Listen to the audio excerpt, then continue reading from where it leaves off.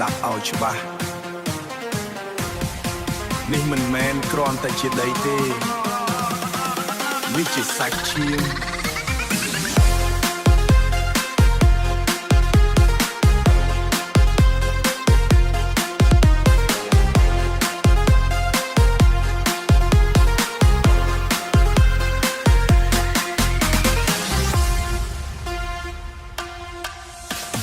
ខ្ញុំដើរកាត់វាស្រែនៅពេលប្រលប់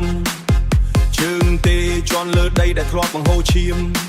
តាំងពីជំនាន់តាទូលមកដល់រូបខ្ញុំក្លិនដីសើមក្រោយមេឃភ្លៀងនេះវាដាក់ស្មារតីវាមិនមែនជាសម្បត្តិសម្រាប់លក់ដូរតែវាជាដង្ហើមដែលបន្តទៅកូនចៅគ្រប់ដើមឈើដែលដុះឡើងមានរឿងរ៉ាវឬកែវចាក់ចូលជ្រៅក្នុងឆ្អឹងដូនតាចាក់ចូលជ្រៅ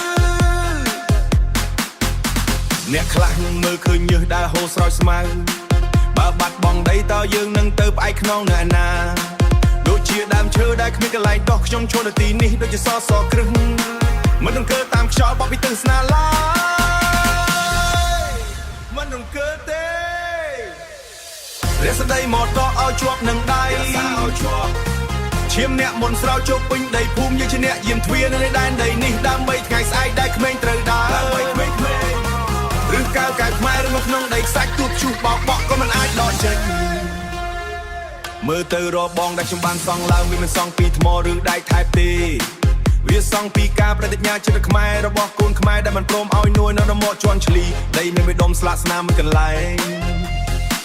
សុទ្ធជាសក្ខីភាពនៃភាពតស៊ូសុទ្ធជាសក្ខីភាពនៃភាពតស៊ូទោះបីជាពិភពលោកការពីដីមិនដែលផ្លាស់ប្ដូរគុំសួររកអាវុធក្នុងដៃរបស់ខ្ញុំព្រោះស្មារតីរបស់ជាខែការខ្ញុំ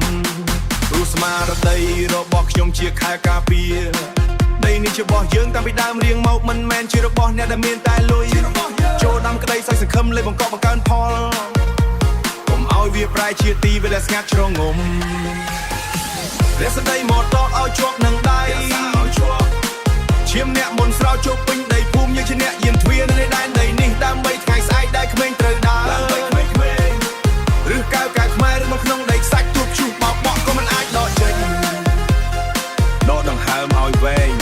មានអារម្មណ៍ដល់ដីដែលនៅក្រោមជើងវាដឹងគ្រប់យ៉ាងវានាំយើងត្រឡប់ទៅផ្ទះវិញត្រឡប់ទៅផ្ទះកុំលក់សាច់ឈាមខ្លួនឯង